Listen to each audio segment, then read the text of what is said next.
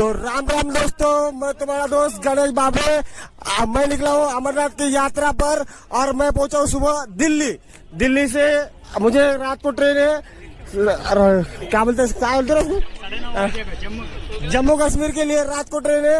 अभी मैं आया हूँ घूमने लाल किला। तो यहाँ पे मेरे पूरे दोस्त मेरे साथ जो आए हैं अमरनाथ की यात्रा के लिए वो सब आए वाले हैं। इसी साथ सब बोले जय बोले। ఫైనల్ గా మేమైతే రెడ్ ఫోర్ట్ దగ్గరికి అయితే వచ్చేసినాం గాయస్.